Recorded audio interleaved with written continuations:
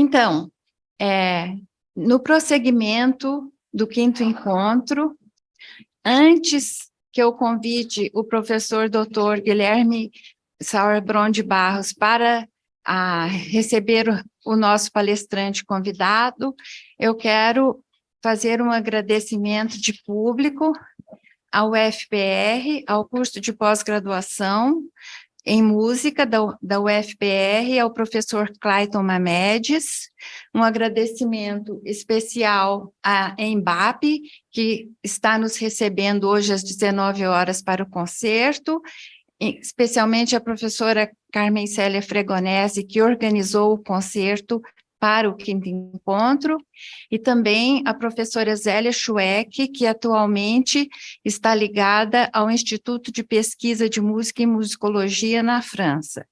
E agradeço imensamente à diretoria da Tema e na preparação de todo o programa e de toda a infraestrutura necessária para colocar esse encontro funcionando como está. Então, mais uma vez, boas-vindas a todos, sintam-se muito acolhidos, e eu convido agora o professor doutor Guilherme Sauerbrunn para receber o nosso convidado.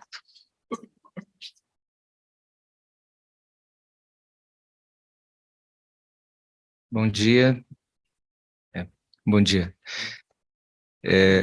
Então, muito honrosamente que eu anuncio, então, o professor Paulo de Tarso como nosso palestrante convidado, e brevemente aqui, apenas para situar, né, ele é professor da ECA USP, onde leciona matérias teóricas na graduação e na pós, e coordena o simpósio Vila Lobos e o grupo de pesquisa Panvila. É autor de vários livros sobre Vila Lobos e um dos membros fundadores da Tema, que, com muito prazer, então eu passo a palavra a ele.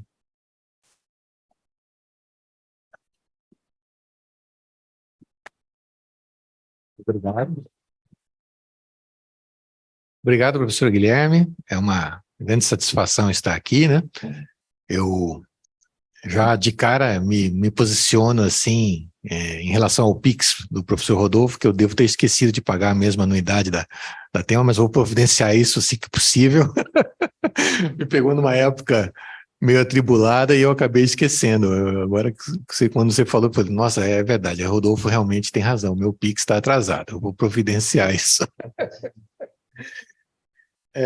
Bom, eu peço licença porque eu vou fazer uma abordagem, uma fala aqui, que ela, atendendo à solicitação do professor Guilherme, mas no sentido de pensar a teoria em termos abrangentes, em termos socioculturais, do que propriamente apresentar um trabalho especulativo, um trabalho sistemático. Vai ser um trabalho mais de natureza sociocultural, né?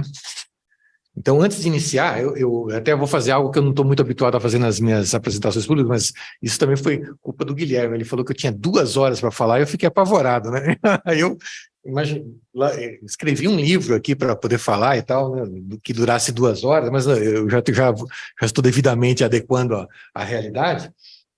Mas eu vou fazer uma apresentação lendo o texto e, eventualmente, inserindo alguns comentários, algumas coisas assim. Então, antes de iniciar, não sei se me escutam bem aí na internet, está tudo bem? Quero cumprimentar, então, a todos aqui presentes, a todos que nos escutam aí no YouTube, né? E antes de iniciar, então, eu quero me apresentar como professor especializado em disciplinas teóricas que não tem uma competência específica para tratar abrangentemente de questões educacionais, curriculares, mas que eu vou falar disso um pouquinho, né? Mas vou falar sobre isso com esse meu foco limitado pelo meu campo de atuação. Então, eu não sou um especialista, né? Provavelmente, talvez até eu fale de uma forma mais ambiciosa do que eu possa dar conta. Provavelmente não vou ter boas respostas para assuntos aprofundados nessas questões curriculares e educacionais, mas a minha intenção é justamente promover um debate com isso, pois tenho certeza que tem gente aqui nessa sala mais competente que eu nesse campo, que pode contribuir bastante, e talvez até as pessoas que nos escutam aí no YouTube também possam contribuir. Boa parte dos problemas que eu vou levantar aqui, e as sugestões que eu tento oferecer, são baseadas na minha experiência como professor no Departamento de Música da Universidade de São Paulo, da USP, e, além disso, alguns dos desdobramentos da minha fala vão levar para questões raciais. É pertinente, portanto, afirmar que eu sou um afrodescendente e que eu fui impedido de fazer minha graduação na USP por preconceito racial, né? Então, essa é uma questão que também vai estar presente no que eu vou falar. E até por conta dessa questão racial, eu mesmo me surpreendi quando eu me tornei professor da USP. Eu disse, nossa, como é que eu vim parar aqui, né? Inclusive, ocupo hoje a vaga da pessoa que me barrou lá, né? Então, uma coisa, eu estou na cadeira da pessoa que não queria um negrinho que tocasse violão lá dentro, né? Então, é uma coisa curiosa. Bom, entrando então no assunto, vou começar com a dualidade teoria e prática, que é uma coisa que está presente aí no título desse encontro e tudo mais, né? É auspicioso que a Associação Brasileira de Teoria e Análise Musical, a TEMA, tenha como foco deste encontro a relação entre teoria e prática musical. Tal dicotomia tem sido uma questão essencial de nossa atividade como educadores musicais, especializados em disciplinas teóricas. Jonathan Dansby e Arnold Vital não só reconhecem essa dualidade, como também eles alertam para que...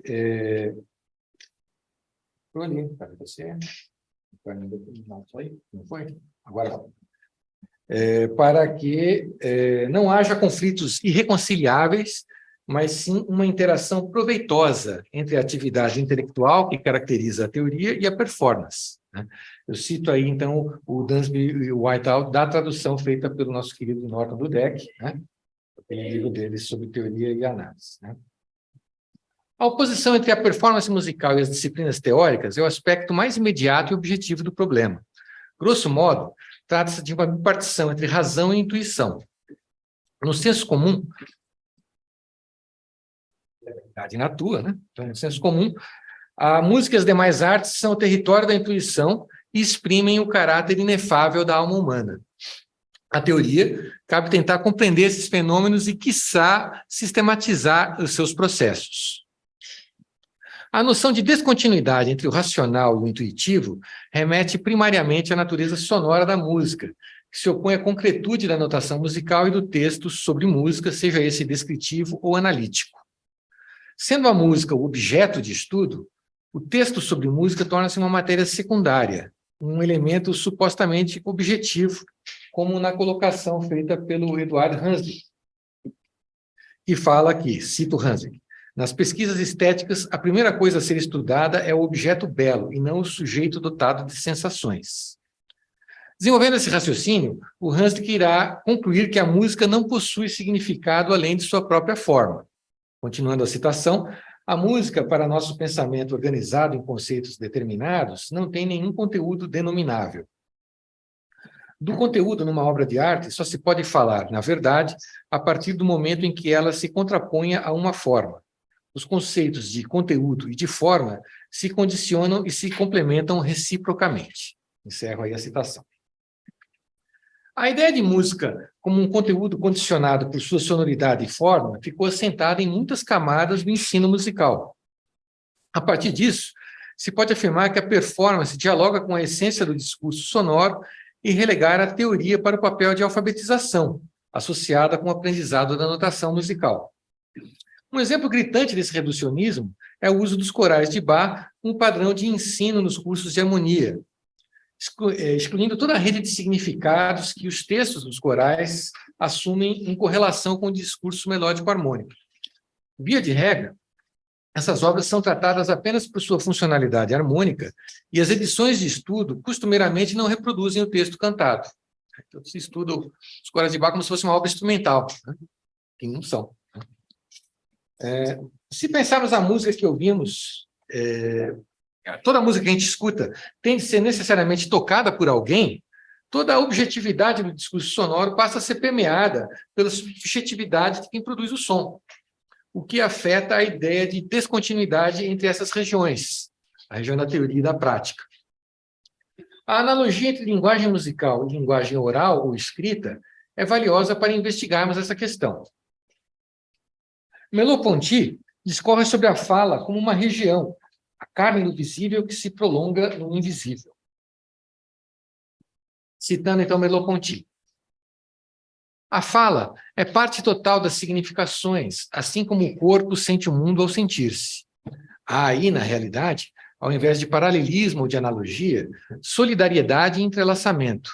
Se a fala, de simples região que é, pode ser também asilo do mundo inteligível, porque prolonga no invisível, estende as operações semânticas, a pertencência do corpo ao ser e a pertinência corporal de todo ser que me é, de uma vez por todas, atestada pelo visível, e cuja ideia, cada evidência intelectual faz repercutir um pouco mais longe.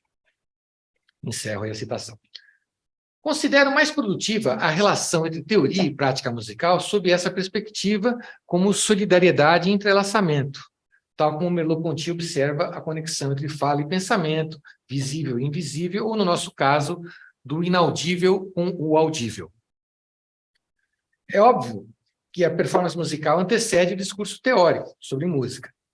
Sendo assim, uma dificuldade inerente à produção de teoria musical com finalidade posterior à alfabetização seria estar à altura de uma narrativa solidária e entrelaçada, né? Como quer aí o Merleau-Ponty, solidária e entrelaçada à música que pretende comentar ou analisar.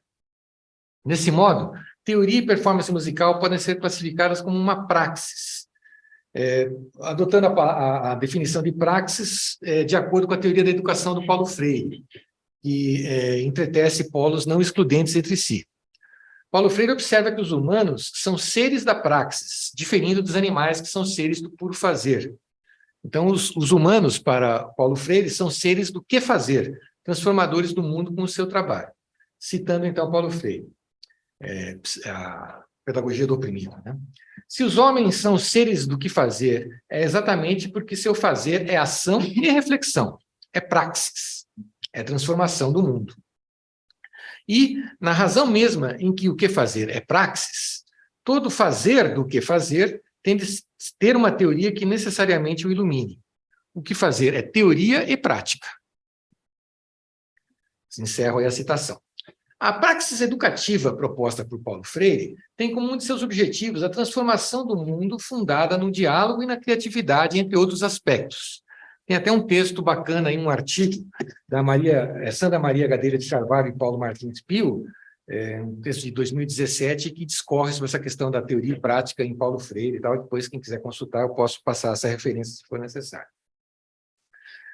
Tal concepção de diálogo e a criatividade da transformação do mundo, né, deveria afetar os currículos das universidades brasileiras, onde não se costuma encontrar bacharelado ou licenciatura em teoria musical. Até tem um caso interessante, esse já é um dos casos, já um dos improvisos que eu estou inserindo aqui, de uma aluna minha que ganhou um prêmio de melhor TCC da USP, concorrendo com outras faculdades, inclusive, né? Física, engenharia e tal. Ela ganhou o melhor TCC da USP, a Isis Biasioli, e era um texto sobre teoria musical, né? O TCC dela era sobre teoria musical. Só que na apresentação, na defesa do TCC, ela não podia apresentar só o texto, porque não era uma coisa ela fazia licenciatura. Então, ela tinha que, de alguma maneira, apresentar a defesa do TCC dela com algo que fosse adequado à licenciatura. E o TCC dela havia sido sobre Liggett e Weber, analisando o silêncio, né, e tal. E aí o que ela fez? A gente bolou dela fazer uma aula para crianças, né? Convidamos um grupo de crianças para si, e ela fez como se fosse uma aula para as crianças falando sobre o silêncio em Weber, né? Foi uma coisa que acabou sendo bacana, não sei se até agora as crianças entenderam alguma coisa, mas isso demonstra um pouco esse artifício, essas invenções que a gente precisa fazer para, às vezes, conformar o nosso objeto de estudo com o que a universidade exige da gente, né? Na verdade, um grande artifício que a gente teve que fazer lá, uma ginástica, que não deveria ser necessária, né? Ela podia simplesmente falar do trabalho dela, né? Foi até um desafio criativo que acabou sendo curioso, acabou sendo interessante no ato da defesa, né? Voltando aqui, tá. A teoria pura, portanto, ela é estigmatizada como um apêndice nos cursos de graduação, sendo legitimada apenas na pós-graduação, né? E até, curiosamente, na pós-graduação se torna a essência do curso de pós-graduação, né? Eu diria que 70%, 80% de um curso de pós-graduação em música é na área de teoria e análise. Mesmo os trabalhos de performance, eles têm um componente forte de análise e de teoria, né? Então, é um descompasso curioso aí entre o que acontece com a teoria na graduação e na pós-graduação. Mudando de tópico, vou falar um pouquinho sobre performance e cultura. Uma vez que compreendemos a continuidade entre teoria e prática, é importante refletir sobre a atualidade desses conceitos e contextualizá-los em nosso sistema educacional. O bacharelado em performance em muitas universidades brasileiras, dedicado à formação de instrumentistas, cantores e regentes, tem como principal fundamentação metodológica a preparação dos estudantes para o repertório da música de concerto de tradição europeia, com ênfase especial na produção musical situada entre os séculos XVIII e XIX. Esse foco... Obrigado pela aula, realmente eu estava precisando disso. Esse foco atende à demanda das principais instituições musicais oficiais, notadamente orquestras, coros e produção operística. Não é descabido, portanto, afirmar que a simbiose entre mercado de trabalho e bacharelado em música tem muitas características do modelo europeu do conservatório. Essa tem sido uma característica de muitos bacharelados em música. Infelizmente, eu não disponho de dados para falar sobre a estrutura desses cursos nas universidades brasileiras em geral. Posso até estar cometendo aqui, e devo estar cometendo, generalizações que eu não quero categorizá-las assim, afirmá-las, né? Mas a minha amostragem é quase exclusivamente limitada às universidades públicas paulistas, né? Aí, no estado de São Paulo, isso realmente tem muita valia. Então, pensando em USP, Unesp, Unicamp, e, eventualmente, algumas informações obtidas ocasionalmente sobre cursos em outros estados. De qualquer modo, o foco dado à música europeia do Barroco à metade do século XX é significativo e tem grande impacto na estruturação das disciplinas teóricas. Nesse caso, então, a prática acaba incidindo fortemente sobre o que vai ser a teoria, né? O padrão é que os cursos tenham em suas grades curriculares disciplinas dedicadas a conteúdos que correspondam à harmonia, contraponto e formas clássicas. A correspondência entre repertórios e conteúdos teóricos é naturalizada com a denominação graduação em música, fortalecendo a noção de que na palavra música está subentendida a música clássica de tradição europeia. Vemos o mesmo raciocínio em inúmeros livros intitulados História da Música Ocidental, né? History of the Western Music, coisas do gênero, ou outras variantes, cujos conteúdos expõem mais ou menos detalhadamente o percurso da música a partir de centros historicamente reconhecidos dessa tradição, Itália, França e Alemanha. Diante desse núcleo, até mesmo a música de outras regiões europeias é vista como um exotismo, investigado em capítulos mais breves dedicados aos nacionalismos musicais. Cito aqui um texto, então, do professor Walter Mignolo, historiador, falando que a configuração da modernidade na Europa e da colonialidade no resto do mundo, com exceções, por certo, como é o caso da Irlanda, eu até fiquei depois curioso, eu coloquei isso aqui, mas qual será o caso da Irlanda? Eu não sei, né? Depois eu vou pesquisar isso. Foi a imagem hegemônica sustentada na colonialidade do poder que torna difícil pensar que não pode haver modernidade sem colonialidade, que a colonialidade é constitutiva da modernidade e não derivativa. Encerro a citação aí. A estrutura desse modelo curricular colonizado está praticamente congelada, distanciando-se das dinâmicas socioculturais nas quais a arte musical está inserida, especialmente após a Segunda Guerra. Novas carreiras surgiram, novas demandas e novas missões para justificar a permanência desse tipo de curso, especialmente em um país como o nosso. Um sintoma é a grande expansão das licenciaturas em música, majoritariamente voltadas para a formação de educadoras e educadores musicais. Na maioria dos departamentos de música brasileiros, esses cursos formam dezenas e até centenas desses profissionais. Na USP, a licenciatura é bastante modesta, conta com 1 ou 2 docentes e os formandos mal totalizam uma dezena a cada ano. Uma experiência constrangedora que eu vivi na USP, quando eu era coordenador da graduação, foi uma entrevista que um consultor da Secretaria de Cultura do Estado de São Paulo marcou comigo para estabelecer um convênio com a licenciatura em música da USP. Marquei a reunião, fui lá, e ele me perguntou quantos formandos em licenciatura a gente tinha por ano. Eu falei, 5, 6. 5 ou 6 mil? Não, 5, 6. Então eu estou perdendo meu tempo. Levantou e foi embora, né? E eu fiquei assim, nossa, aí sabe, as fichas caindo assim, né? Dizendo tem alguma coisa errada com a nossa licenciatura, com a nossa concepção de licenciatura, né? Eu sei, por exemplo, que os cursos de licenciatura na Federal do Rio, na Federal de Minas, por exemplo, são muito numerosos, né? A Federal de Minas, o FMG, parece que tem até um edifício de 3 ou 4 andares dedicados à licenciatura exclusivamente, forma centenas de alunos aí anualmente, né? E até isso justifica muito a estrutura de conservatórios estaduais que tem no estado de Minas Gerais, né? Não sei como no Paraná, ou Rio Grande do Sul, por exemplo, eu não sei, mas é algo a se pensar, né? Bom, como na USP as disciplinas teóricas são comuns entre bacharelado e licenciatura, suponho que algo semelhante ocorra nas demais instituições brasileiras. É justamente no encontro dessas carreiras dessemelhantes, bacharelado e licenciatura, que fica evidente que umas disciplinas na área de teoria musical causam até um certo mal-estar. De um lado, alunos com pretensões profissionais voltadas para o modelo tradicional, clássico, ser um concertista, ser um músico de orquestra, um regente, uma cantora de ópera. E, de outro lado, estudantes com outras referências musicais, outros tipos de repertório que pretendem lecionar ou já lecionam para públicos totalmente diferentes, em cursos livres, igrejas, projetos sociais, mídias digitais, etc. No entanto, a ementa disciplinar estabelece para ambos os perfis, por exemplo, que o tratamento dado ao acorde de sexta napolitana é crucialmente importante. O Rodolfo até falou do acorde de sexta napolitana aqui no Nepomuceno, né? E isso é passado como se fosse, né, um tópico que todo aluno tem que estudar e conhecer como que se trata o acorde de sexta napolitana, mesmo que isso não faça parte da sua especialidade, né? Unicamp e o FBA, por exemplo, têm especializações em música popular, uma proposta que minimiza essa distorção, né? Mas o problema permanece em sua origem, na designação graduação em música, como se isso fosse suficientemente específico em relação ao curso que costuma ser ofertado sob essa chancela.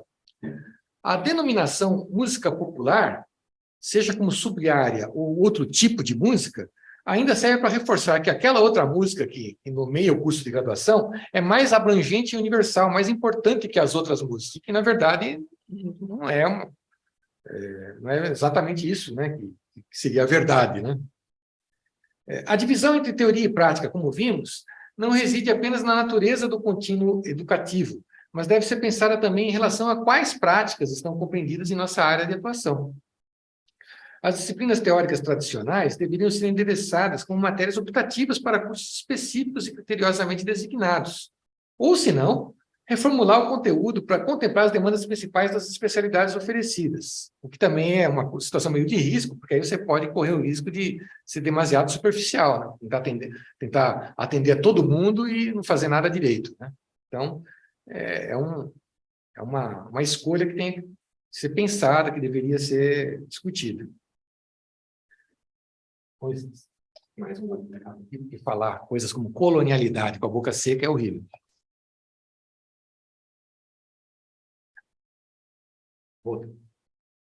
Não bastasse o aspecto terminológico de que o que é ou não universal, temos de considerar que o mercado de trabalho dos músicos não é restrito às orquestras sinfônicas e coros institucionais. Áreas como teatro musical, trilhas sonoras, instalações, videogames, indústria de entretenimento, estúdio de gravação, shows e festivais, projetos sociais, igrejas, jornalismo cultural, programação musical, crítica, turismo, etc., não são consideradas na maioria das especializações oferecidas. É como se a carreira de música fosse seletivamente designada a uma só área, a qual não representa nem de longe o principal meio de atuação profissional nesse setor tão amplo nos dias atuais. Salto para um outro tópico, então: colonialismo e decolonialismo. A questão mais incômoda, passados mais de 200 anos da independência brasileira em relação ao Império Lusitano e 100 anos da Semana de Arte Moderna, a qual foi, em seu tempo, uma reflexão importante sobre a representatividade da cultura brasileira, é que os cursos de música em muitas universidades do Brasil ainda são minoritariamente voltados à sistematização e pesquisa da cultura musical produzida em nosso país. As especializações dedicadas aos instrumentos ou ao canto formam profissionais supercapacitados para ler partituras e interpretá-las, desde que tais obras correspondam ao cânone europeu. Curiosamente, não é incomum que esses mesmos virtuosos reajam ao improviso de uma roda de choro ou uma clave rítmica afro-brasileira como se estivessem diante de uma musicalidade exótica. Se quiserem ter noções básicas ou aprofundadas dessas outras práticas musicais, as quais afetam boa parte da produção musical brasileira dedicada à sala de concerto, né? A música de Villa-Lobos, de Camargo Guarnieri, de Mignone, por exemplo, as alunas e estudantes têm de buscar esse conteúdo fora da universidade. Nesse ponto, refiro-me especificamente ao que acontece no curso de música da USP, onde eu leciono. Até mesmo a música de concerto produzida por compositoras e compositores brasileiros recebe atenção muito menor por parte de intérpretes e teóricos por conta dessa convenção que já existe, né? Há muito tempo eu intuí esse problema, mas uma experiência foi particularmente significativa para que eu entendesse mais a fundo essa questão. Em 2017, eu fui convidado para participar de uma banca de doutorado em musicologia na Universidade de Helsinki, na Finlândia. Um candidato, que é hoje Dr. Olli Raionen, havia morado por 2 anos no Rio de Janeiro, frequentando a escola de samba da Portela, onde ele estudou com o mestre percussionista Oscar Bigode. Raionen fundou uma escola de samba em sua terra natal e sua tese discorre sobre a orquestração da bateria da Portela, detalhando claves rítmicas, posicionamento dos instrumentos, técnicas de aprendizado, técnicas de orquestração do samba. Né? Eu fui para essa banca, e aí eu descobri, então, que em Helsinki é um movimento carnavalesco fortemente inspirado no carnaval brasileiro, que tal interesse se manifesta desde os anos 80 com a institucionalização do desfile carnavalesco de rua em 12 de junho. Tem que ser lá no verão deles lá, senão ninguém aguenta. Data do aniversário da cidade de Helsinki. Então está aí, por exemplo, a quadra da Escola de Samba Unidos de Maracanã, com o nome em português mesmo, né? Eles falam Unidos de Maracanã, em Lahti, na Finlândia, né? Onde eu estive lá. Então tem aí, uma espécie de museu deles, né? Com fantasias de desfiles anos anteriores, instrumentos, né? Eles usam, inclusive, a lata de manteiga aviação como para fazer o surdo, né? Eles querem ser bem assim, dentro da tradição brasileira e tal, né? Lá na quadra de escola também tem a capoeira força, isso aí é em português lá mesmo, então estou em Lahti, Finlândia, é isso que está acontecendo, capoeira força natural, é o nome da roda do grupo de capoeira deles, os instrumentos estão todos lá. Isso aqui foi durante o jantar que teve depois da defesa, eles homenagearam o representante brasileiro, que no caso era eu, né? E teve lá uma feijoada com carne de alce, né? Foi nesse jantar aqui. Eu tive que trazer fotografias e vídeos que eu vou mostrar para vocês, porque se eu falasse isso sem mostrar, vocês vão dizer que eu estou mentindo. Então, eu tive que matar a cobra e mostrar o pau ensanguentado aqui. Então, ó, vocês vão ver os instrumentos, né? Eles têm uma coleção de atabaques, né? Eles têm aqui um grupo de candomblé, né? E aí está o Olli, né? E eu, durante o jantar, estava conversando, a gente estava tomando uma cachaçinha, vocês percebem que eu estou num momento de alegria, né? E tal. E aí está o grupo de capoeira, integrado por alunos e professores da Universidade de Helsinki. Vou pedir se possa soltar, por favor. É um videozinho de uns 3 minutos. Naquele vídeo no próprio slide mesmo. O próprio PowerPoint. Tocar lá mesmo, ele vai... Brazil here, and a lot of this group has also practiced samba batucada with Olli, but we're also capoeiristas. Gives us the whole Brazilian experience here in dark. Today we're gonna honor you with already a little performance of capoeira.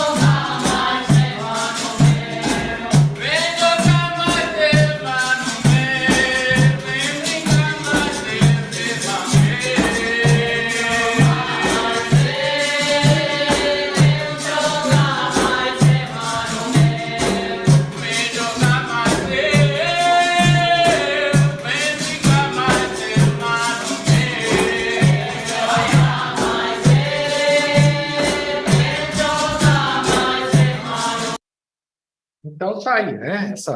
Eu realmente fiz questão de porque se eu falo isso, né? Dizendo, Paulo está inventando, está fantasiando. Aquele LSD, consumido 60, ainda está fazendo.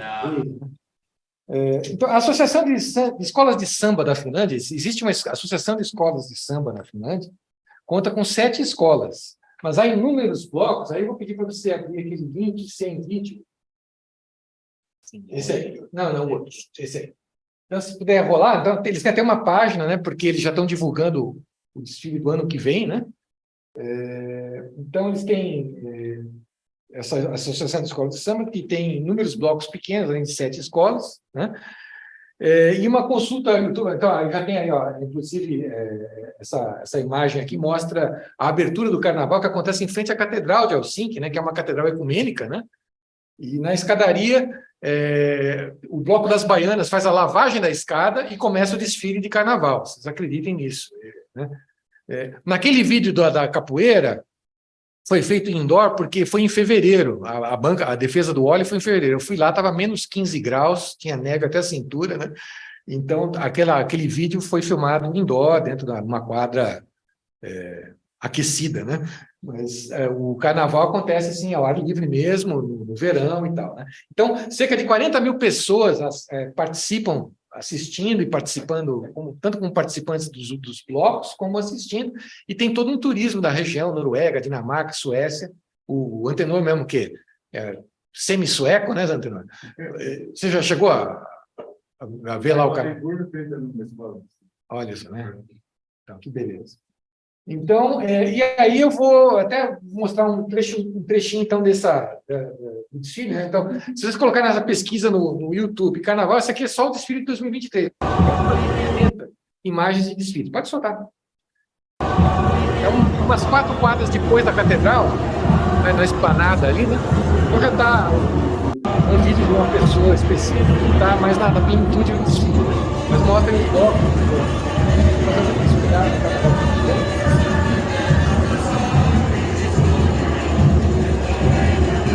Estamos em enredos originais, primeiro em português, inspirado em português.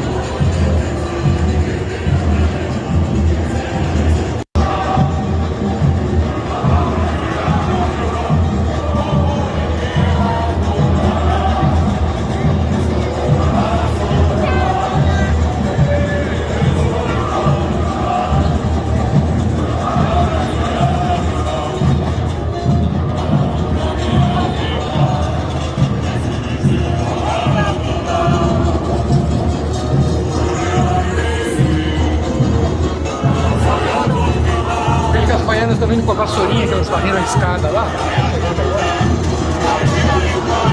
É assim.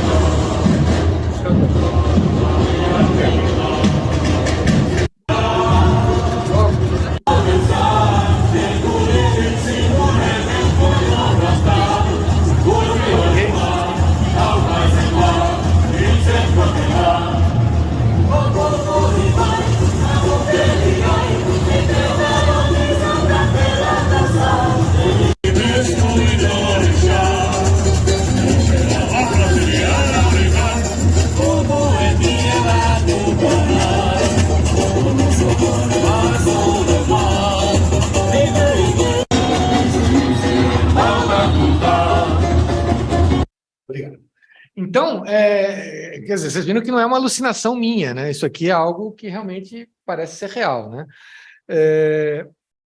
Então, após a defesa, né, que aconteceu na Universidade de Helsinki, eu fui convidado para o jantar naquela quadra da escola de samba, que se chama Unidos de Maracanã, na cidade de Lahti, né?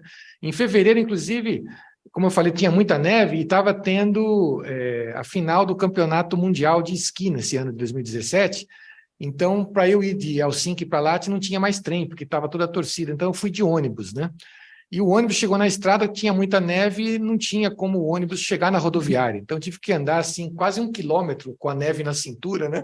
Para chegar na quadra da escola de samba, né? Então, foi um negócio bem interessante, esse contraste que eu vivi lá de vivenciar uma neve em tanta plenitude, entrar num lugar que tinha uma roda de capoeira, feijoada e escola de samba, né? Eu tive que fazer uma certa adaptação psicológica e mental para entender o que estava acontecendo, né?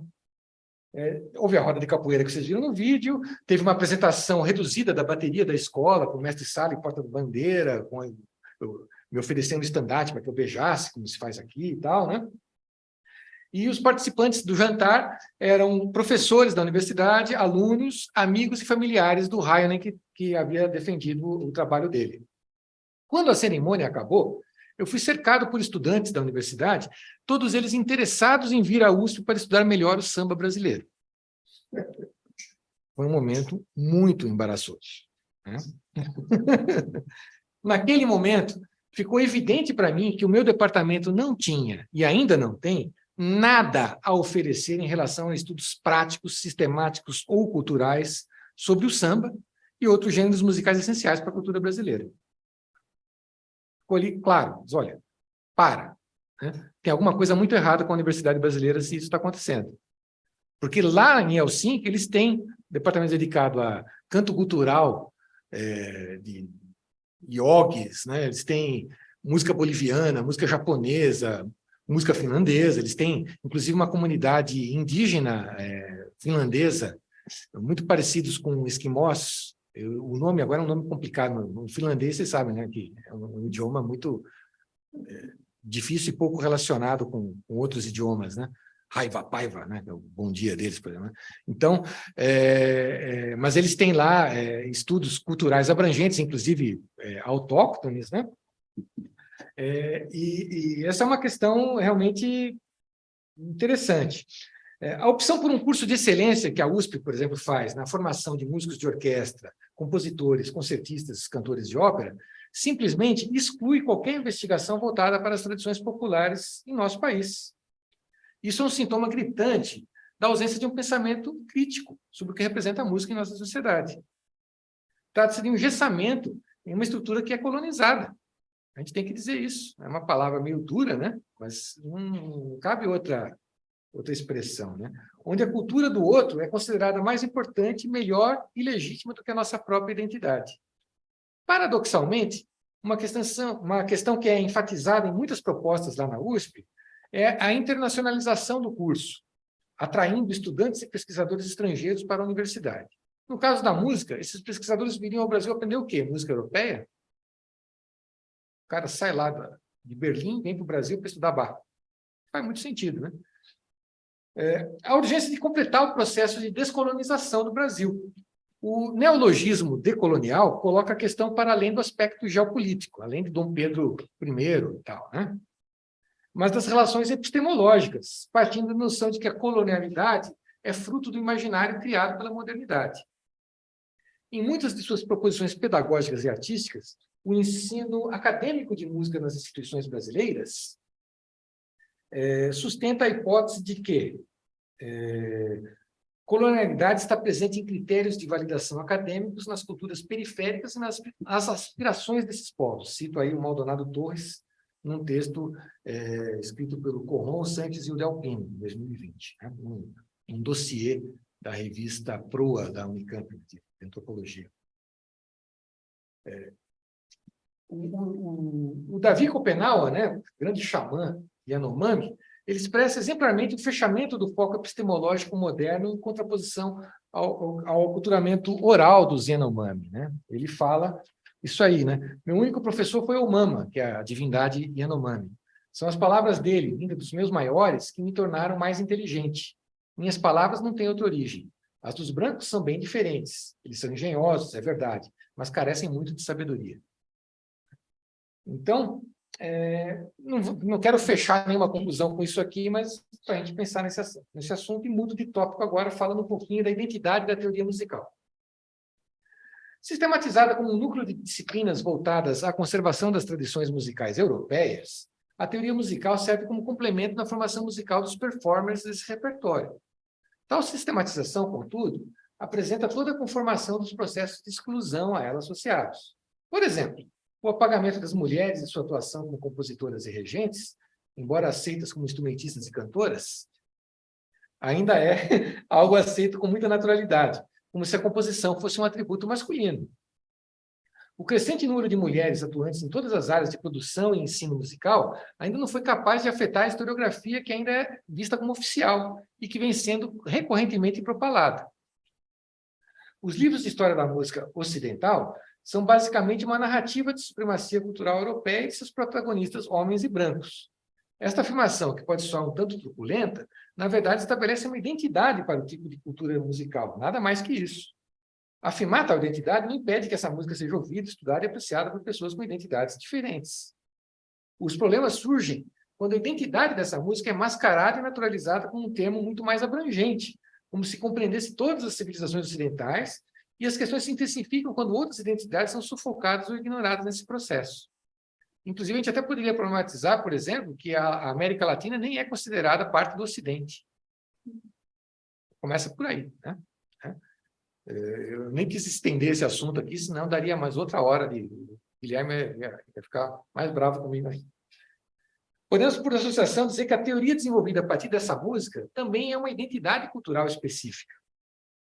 A desconstrução do mito da universalidade, a desconstrução do mito da universalidade da música europeia pode ser compreendida dentro do que o Stuart Hall chamou de crise de identidade. Cito, então, aqui o Stuart Hall. Um tipo diferente de mudança estrutural está transformando as sociedades modernas no final do século XX.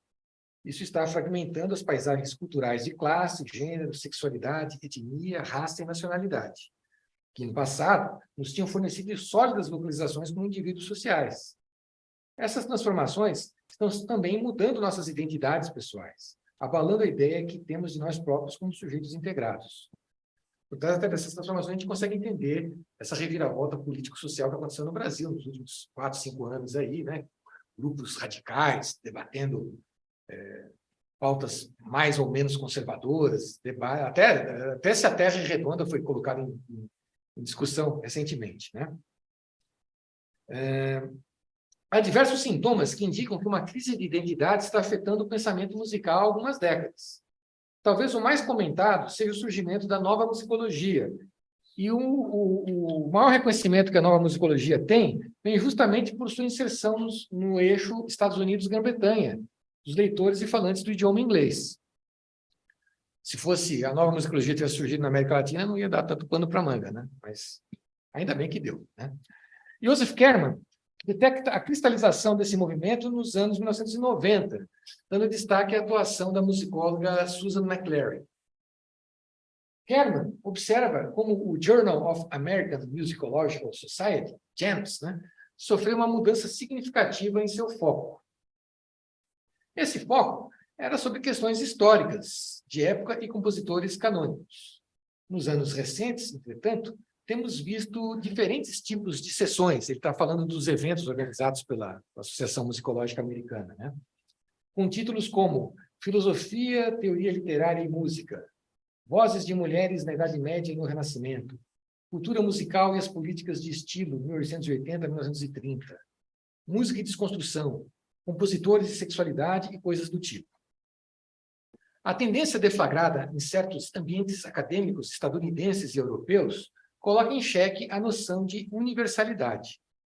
Em vários congressos que eu pude frequentar entre 2010 e 2017, cito aqui alguns que eu participei, foram em Cracóvia, Edimburgo, Canterbury, Oxford, Londres e Helsinki, por exemplo, e durante meu pós-doutorado na Universidade da Califórnia em Riverside, em 2013 e 2014, ficou evidente que os cursos de música nesses locais buscavam uma reestruturação em termos culturais mais amplos do que a visão centrada nos cânones da chamada alta cultura.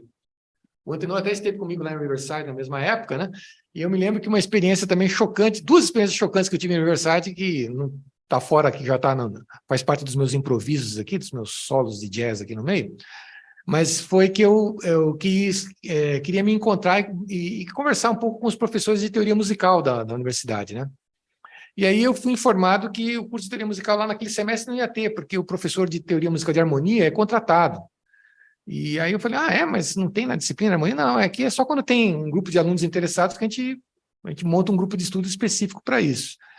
E aí eu fui apresentado a um grupo de teorias, de disciplinas muito interessantes que tinham lá, tipo música e violência, música e gênero, né?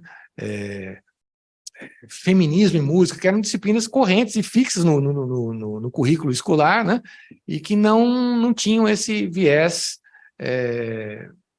tradicional, que atribui como natural que tivesse um curso de harmonia, de contraponto, né? Porque isso tem que ser o aspecto principal.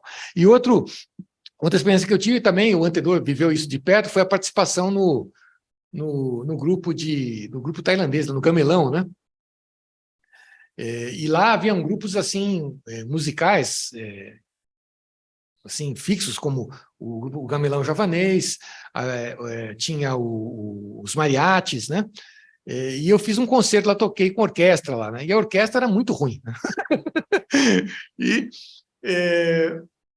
Aí eu me questionando por que a orquestra seria ruim, eu descobri que na boca miúda, né? Que, na verdade, o que acontecia? O departamento, antes de uma reforma estrutural que teve no curso, a verba do departamento ia toda para a orquestra e os outros grupos, os mariachis, o grupo de gamelão, tinha uma atuação muito limitada. Mas o que se decidiu, depois de uma certa revisão desse processo, é dividir por igual a verba. E o que acontece? Uma orquestra sinfônica com pouco dinheiro acaba atraindo pouca gente, né? Então, os alunos que estavam tocando na orquestra não eram os alunos mais assim... os mais exuberantes alunos e instrumentistas de orquestra, né? E, por outro lado, o gamelão javanês e o mariachi estavam sensacional, eles tinham figurinos, instrumentos, que para eles aquela verba era excelente, né? Então, essa é uma outra perspectiva também que a gente vê nesse tipo de revisão, né? Quando a gente vê isso acontecendo na prática, que resultado isso pode ter, né? Bom, se há um movimento no sentido de decolonizar os estudos acadêmicos de música no Brasil, tal proposta ainda é bastante embrionária na USP. Não sei como é que está essa discussão em outros departamentos, né? Isso realmente eu não saberia dizer. Na USP, foi criado recentemente um coletivo antirracista, composto majoritariamente por discentes, e que está se estruturando no departamento de música, promovendo algumas ações e discussões sem precedentes naquele curso, mas cujo alcance ainda é cedo para a gente estabelecer. A recente greve que está acontecendo na USP, que ainda está sendo negociado o seu final, promovida por alunos da universidade, está cobrando aí contratação de professores e funcionários e traz entre as suas pautas, diversas dessas pautas, também a questão da diversidade no corpo docente. Atualmente, por exemplo, eu sou o único representante não branco do corpo docente de música da USP, que é um sintoma também bastante perturbador, né? Curiosamente, na Europa e nos Estados Unidos, os movimentos de revisão curricular estão muito à frente, impulsionados por organização dos coletivos que representam as comunidades de imigrantes latinos, africanos, asiáticos, coletivos feministas do que no Brasil. Mesmo na América Latina, nosso país parece pouco reativo entre os nossos irmãos. Na Universidade Nacional de Colômbia, a UNAL, em Bogotá, eu estive lá em 2017, eu fiquei muito impressionado com a quantidade de estudos na pós-graduação dedicados à cultura indígena. Eu ministrei um curso para pós-graduação e durante uma semana eu também orientei alunos de pós-graduação lá em seus projetos, eu li projetos e tudo mais, né? E eu fiquei assim impressionado, eram mais de 20, 30 projetos assim, muito aprofundados, com estudos de campo, com metodologias muito bacanas assim, sobre música indígena colombiana. E também tive outras experiências diferentes na Universidade Alberto Hurtado, em Santiago do Chile, também em 2017, e na PUC de Buenos Aires, em 2019. onde eu vi muitos pesquisadores dedicados a temáticas decoloniais, né?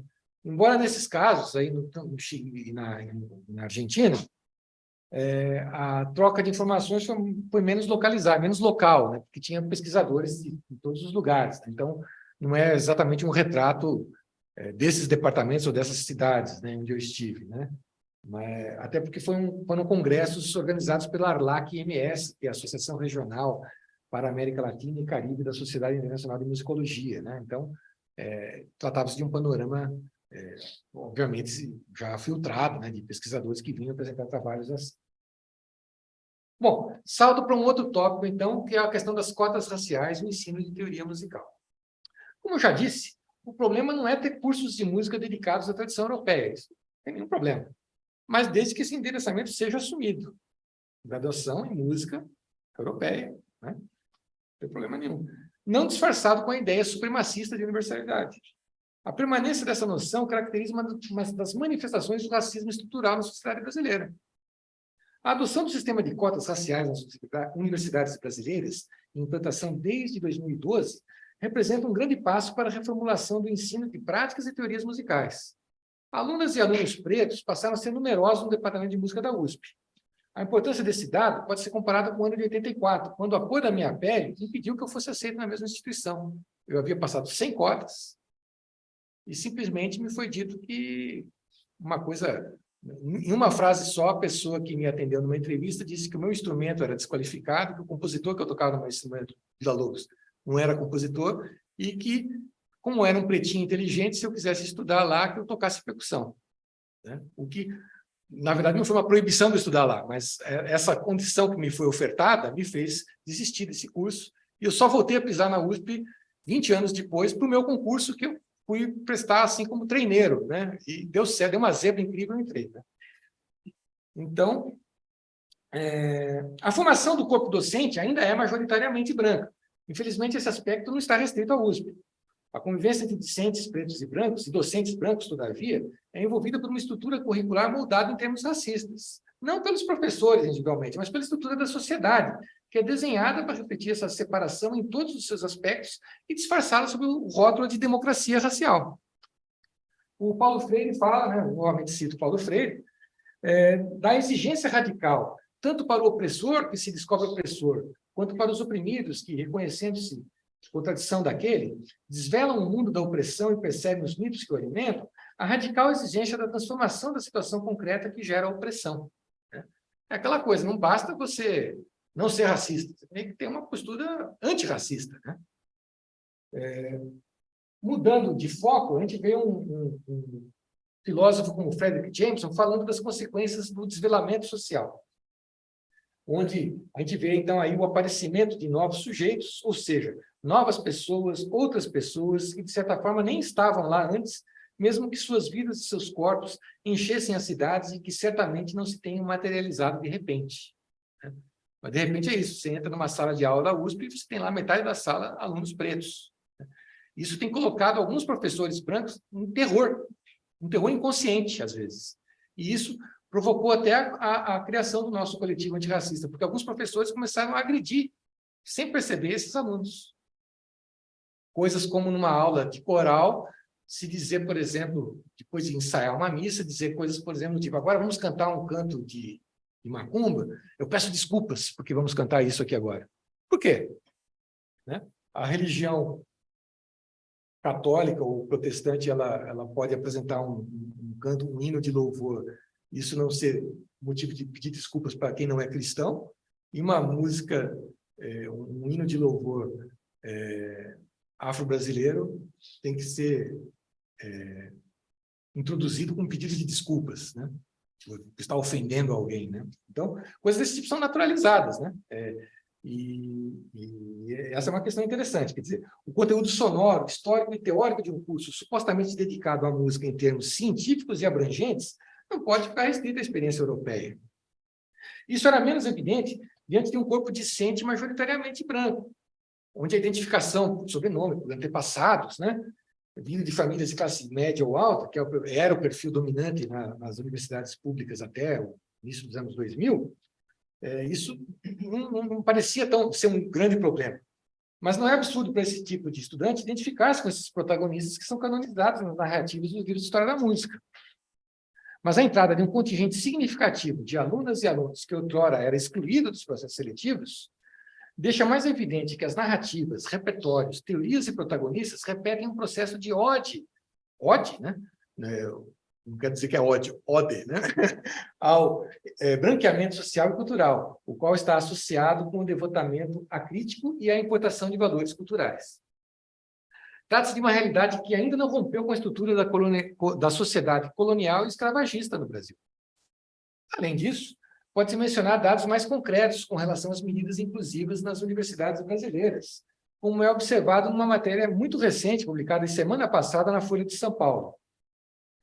Citando a matéria, mais da metade das universidades federais não cumprem as leis de ações afirmativas nos concursos para docentes, demonstram dados da Escola Nacional de Administração Pública. Nos primeiros 5 anos de vigência da legislação instituída em 2014, 34 instituições não registraram nenhum professor cotista. Só 11 universidades têm uma taxa de ingressantes por ações afirmativas acima de 1%.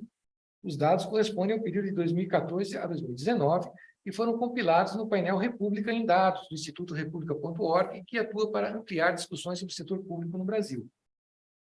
Além de cotas 12.990 de 2014, que estabelece reserva de 20% das vagas para pessoas negras em concursos públicos federais, é válida por 10 anos e deve ser reavaliada em 2020. Isso também para dizer, por exemplo, na minha experiência em universidades americanas, que a situação de cotas lá é normal, né?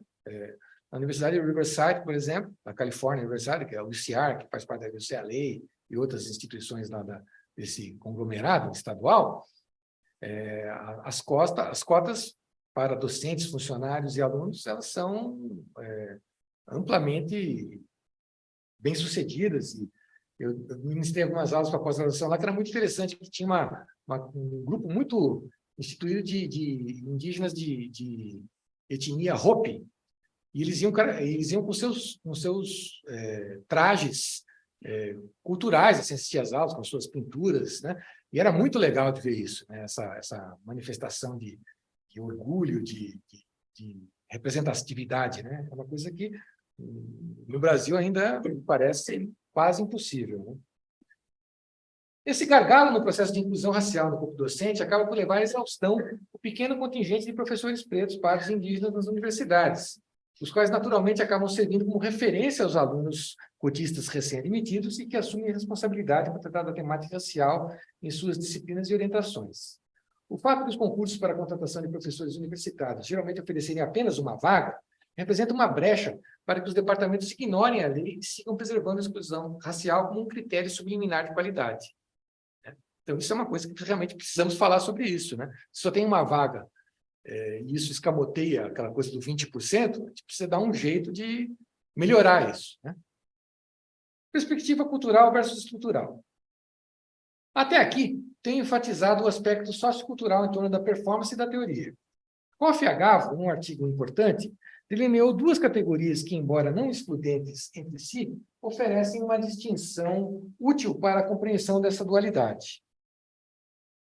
Citando, então, o Kofi, ao distribuir minhas impressões entre categorias culturais e estruturais, tenho consciência da fragilidade desses termos. O território da cultura pode incorporar a estrutura, enquanto a estrutura em si tem uma história cultural.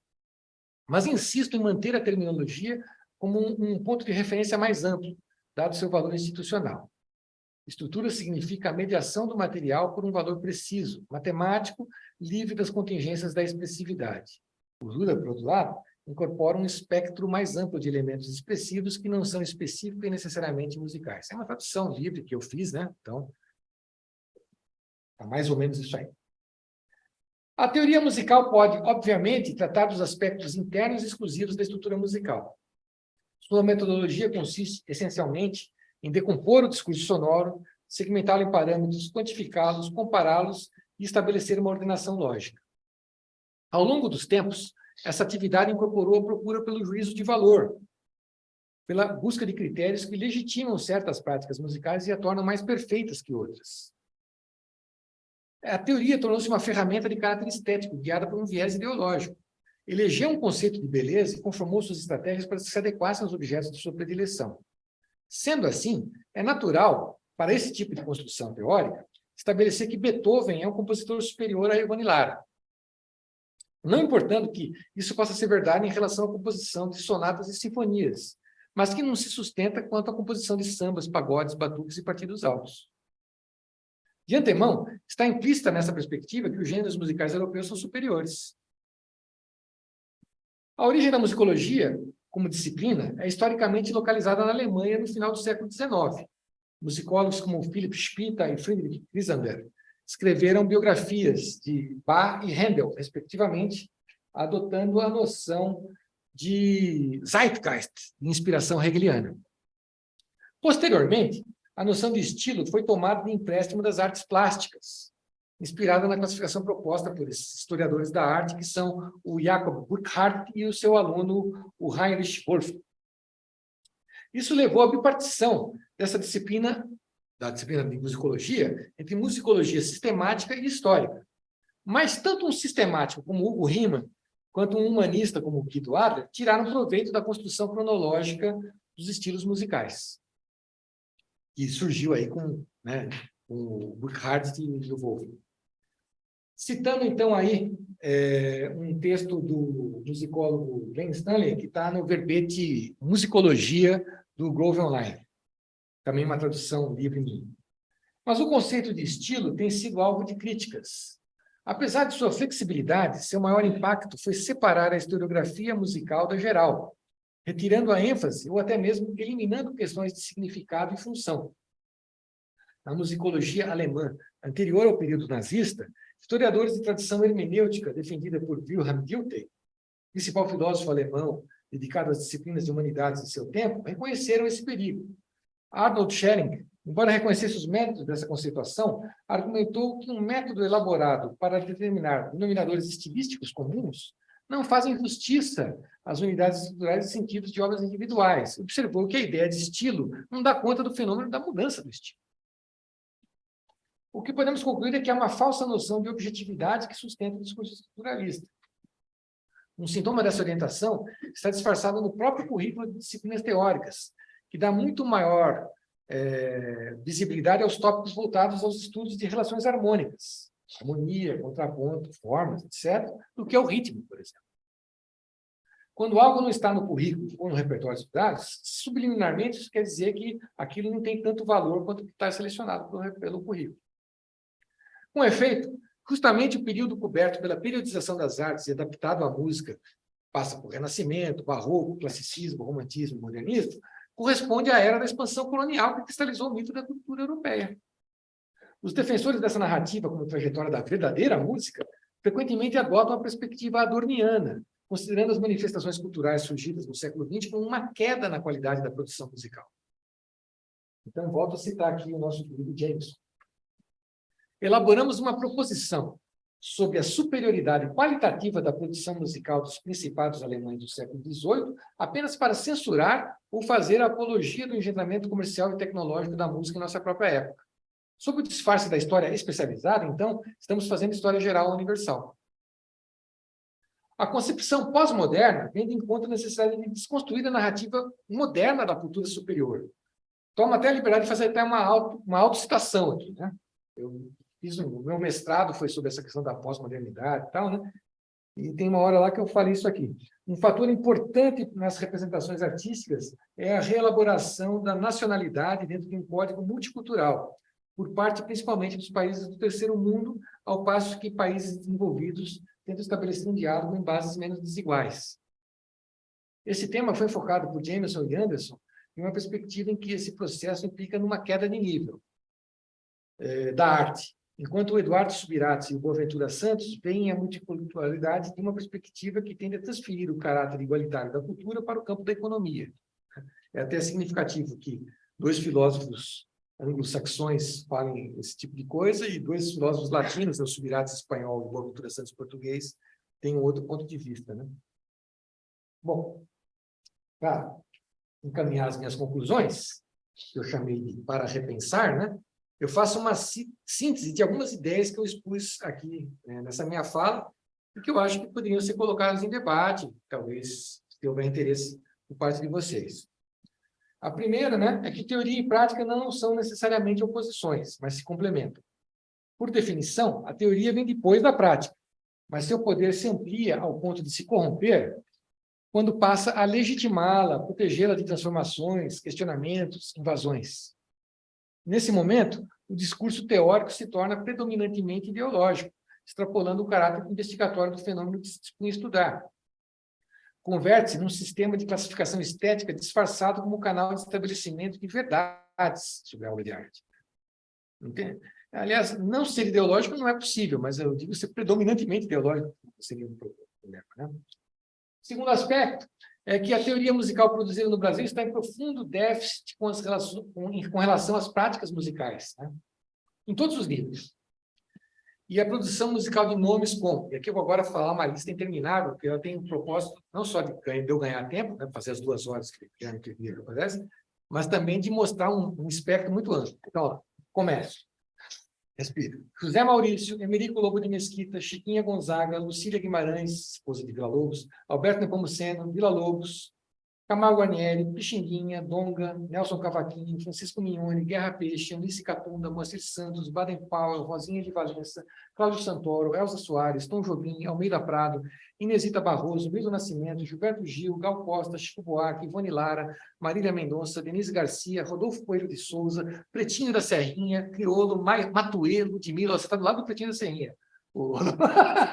Matuelo, Ludmilla, etc., ainda é subavaliada em nossos currículos universitários, toda essa produção. Em nosso afã de copiar os modelos universitários estadunidenses e europeus, aproveitamos o resultado de suas produções teóricas e práticas. Sim, é bacana, isso é ótimo. Eles têm um know-how que a gente pode copiar deles, sem dúvida. Mas ignoramos o interesse e valorização que eles dispensam nesses países à cultura deles mesmos, né? Que é tratada por eles como um produto de exportação. E isso se reflete na produção acadêmica deles em artigos, teses, dissertações, livros e tudo mais, né? Softwares, até a minha lista poderia se ampliar, os produtos culturais que eles, e tecnológicos que eles fazem dessas produções. Filmes, né? Cinebiografias, né? Tem aí todo um amplo espectro, né, de valorização da cultura por parte deles, né? Terceiro, é notável, na USP, por exemplo, né, a música brasileira é majoritariamente estudada nos departamentos de História, Antropologia, Educação, Letras, Ciências Sociais e até no IEB, que é o Instituto de Estudos Brasileiros. Mas é muito pouco presente no currículo de música. Então, é muito frequente que se um cara tem um estudo lá, um tema de pesquisa X, ele a primeira opção dele não vai ser o curso de música, ele vai estudar isso no curso de História Social, por exemplo, né? Eu lembro até de um caso, eu não vou falar aqui agora, que eu tenho medo de falar uma propriedade por causa da memória não estar fiel ao que aconteceu, então não vou falar isso. Quarto item. Não há problema algum em um curso se dedicar exclusivamente à música europeia. Eu acho que isso, até ser mais específico, curso de música renascentista, música antiga, isso é fantástico. A questão é que se trata de uma especialização, não de uma síntese de toda uma área de conhecimento. Mal comparando, é como se uma faculdade de engenharia se dedicasse primordialmente à hidráulica e ignorasse os campos da engenharia civil, da engenharia de elétrica, da engenharia de produção, né? Curso de engenharia, só que o sujeito entra lá dentro, só vai ter curso de engenharia hidráulica, não vai ter, o resto da engenharia não vai ser visto ali dentro. Como assim, né? Ou então, se na medicina, se a medicina optasse por dar um curso de ortopedia e não falar das outras especialidades. Você vai, aqui é medicina, mas a gente só fala de ortopedia. Isso não existe, não seria possível que isso aconteça. Com a música isso ainda acontece, é assim que está acontecendo, né? Isso está naturalizado. Faculdade de música. Pronto, música é música. Não, mas não, pera lá, não é isso. Não é isso que você faz aí, é uma outra música. Aí, né? Esse é um problema, e a gente está tratando isso como se fosse natural. Quinto, a adoção de cotas raciais nas universidades brasileiras desde 2012 demanda que os docentes repensem o aspecto ideológico de suas disciplinas para que não persistam na situação de apartheid que colocou os cotistas na coleção de cotistas. Ao mesmo tempo, é preciso ampliar o escopo das cotas para que professores e professoras pretos e indígenas sejam aceitos na universidade, trazendo outros pontos de vista e conhecimentos. Sexto, o pensamento colonizado se manifesta na área musical em vários aspectos subliminares naturalizados em suas disciplinas de formação. Desse modo, machismo, racismo, exclusão são comportamentos sociais inapropriados que se tornaram metodologia nas instituições acadêmicas. Sétimo, é urgente repensar os currículos dos cursos de música sob uma perspectiva decolonial, introduzindo diversidade e racialidade como questões centrais na formação cultural do país e de seus produtos musicais. Oitavo, o conceito de qualidade é um ponto especialmente sensível. Muitos colegas manifestam a preocupação com uma suposta queda de qualidade nos cursos, decorrente da adoção do sistema de cotas raciais, pela mudança de repertórios na prova de conhecimentos específicos do vestibular, pela adoção de critérios inclusivos. Eu cito aqui de novo uma outra experiência minha, quando eu fui coordenador do curso de graduação lá na música da USP, né? Eu conversei com os professores da área de licenciatura na época, que eram Pedro Paulo e a nossa querida Teca, que faleceu recentemente, homenagem a ela aqui, e eles acharam que seria interessante modificar no edital de vestibular, em licenciatura, a exigência para que os alunos tocassem uma obra de Bach, ou compatível a Bach, né? E eu colocasse, podia ser, inclusive, uma peça popular de livre escolha, uma coisa como Pixinguinha, como Tom Jobim, como Chico Buarque, e eles acharam isso bacana, essa ideia bacana, e fomos propor isso no conselho do Departamento de Música. Eu achava que essa era uma coisa que ia se passar assim rapidinho no conselho. Essa reunião durou 9 horas. E colegas meus, bem intencionados que estavam, ficaram chocados com aquilo e colocavam o dedo na minha cara, espumando, assim, dizendo que aquilo ia matar a qualidade do curso de música. Eu disse, puxa, se tocar Pixinguinha, então o Jobim vai matar a qualidade num curso de música, socorro, né? Então a coisa está complicada. Então, essa é uma questão perigosa, né, de achar que o tipo de repertório ele é associado a uma qualidade, e qualidade só representa isso, né?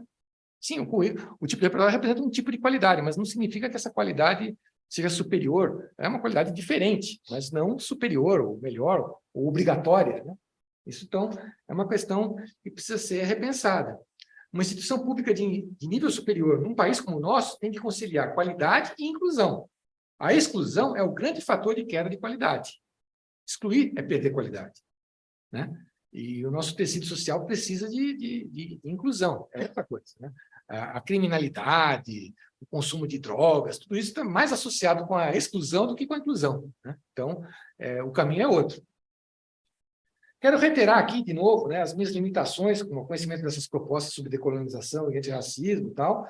Se eu trouxe um punhado de experiências pessoais com justificativa e ilustração das minhas ideias, também, nesse sentido, é uma postura meio consciente minha de uma revisão epistemológica, adotando até uma visão que é proposta pela poetisa e escritora Conceição Evaristo, que ela fala, isso aqui, por exemplo, um júbilo à vida que me permite embaralhar tudo, vivência e criação, vivência e escrita e escrevivência, né? Então, de certa forma, para mim, teoria musical é um pouco de escrevivência, né?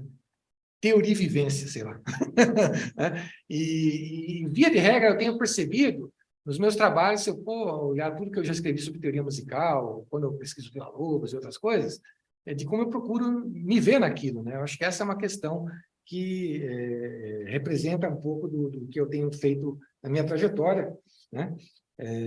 Então, eu acho oportuno que esse meu discurso provoque os participantes aqui presentes, que nos assistem aí pelo YouTube, né, para que possamos discutir propostas sobre essas questões, trocar experiências. Isso não precisa ser feito agora, mas pode ser um processo que a gente eventualmente tem interesse em desenvolver, né, voltado a desenvolver um plano de ação para reformas curriculares que me parecem que são necessárias e urgentes. Eu agradeço imensamente esse convite que eu recebi, né, do professor Sauerbrunn, da direção da Tema. Agradeço à Universidade Federal pela acolhida que eu estou tendo, pela atenção que vocês dispensaram, né? Tem aí uma referência que eu adotei, e muito obrigado, então, por essa oportunidade de estar aqui. Valeu.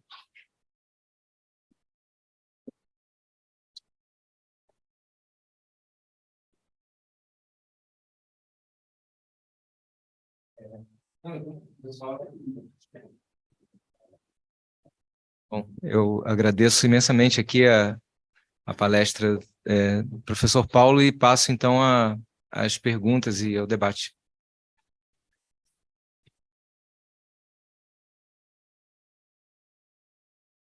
Professor Paulo de Tarso, muitíssimo obrigada.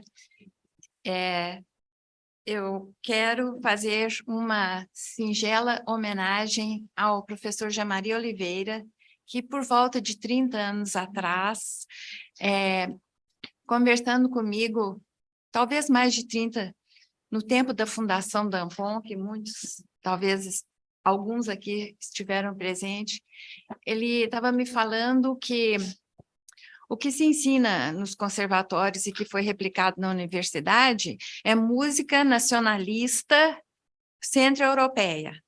Simplesmente isto. E que não tinha nada de universal. E isso produziu uma reação imensa em mim, que fui tão escoladinha no meu Bach e no meu Beethoven, de joelho agradecida pela honra de poder tentar tocá-los, que eu fiquei pensando sobre isso.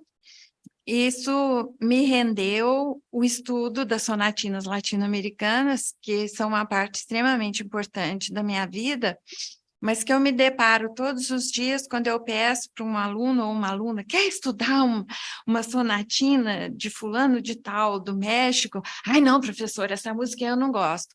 E, por outro lado, no nosso vestibular específico, esse ano, nós tivemos 4 alunos,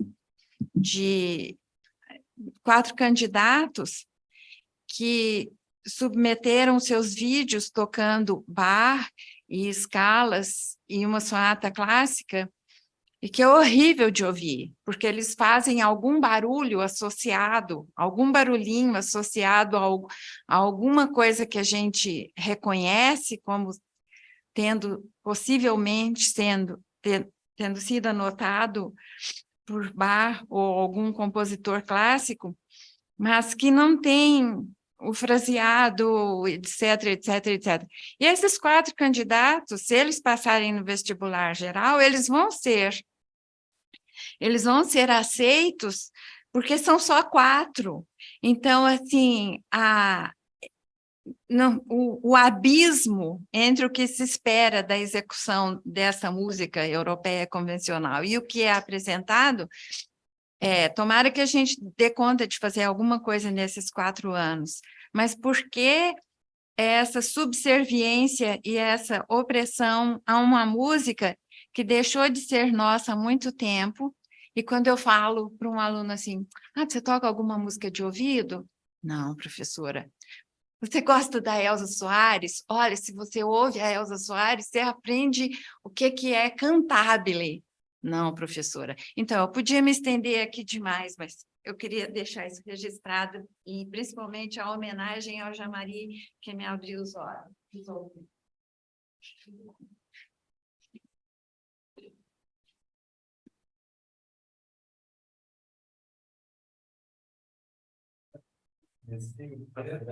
Uma colocação. Também, em primeiro lugar, agradeço a palestra, obrigado. Foi muito bacana. Você fez muitas colocações, é até difícil fazer alguma colocação, uma pergunta, mas eu só fico pensando, eu queria fazer uma pergunta. Isso não é em tom de polêmica, mas é uma pergunta porque eu acho que é um assunto super complexo, né? A gente está aqui num encontro de teoria e de análise musical, e você colocou essas questões pensando bastante em relação ao ensino, mas eu acho que, mesmo que a gente pense em relação ao ensino, tem uma questão adicional, que é em relação à questão da historiografia e das próprias ferramentas analíticas. Eu queria saber se você não sente o incômodo do tema central da tua palestra, também no fato de que a gente costuma fazer uso de ferramentas analíticas, como, por exemplo, o Schenker, a teoria das tópicas, a teoria dos conjuntos e diversas outras ferramentas que são ferramentas criadas nos Estados Unidos e na Europa, e o próprio embasamento teórico, inclusive do pós-modernismo. A gente cita Deleuze, Guattari, etc., e centraliza em autores que são europeus, que são americanos. Se você também não tem um certo incômodo na influência da música americana e das teorias analíticas americanas e da historiografia americana nas universidades brasileiras. Eu sinto que a USP é um pouco diferente, talvez historicamente, eu sinto que ela tem uma influência muito francesa. Mas agora, tendo experiência na Universidade Federal do Rio Grande do Sul, vejo como outras universidades do Brasil têm uma influência mais inglesa e americana.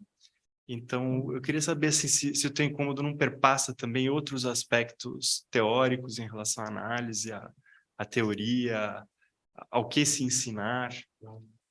Bom, eu agradeço muito a pergunta, acho muito importante, e agradeço também a Cristina pelo depoimento, muito bacana, né?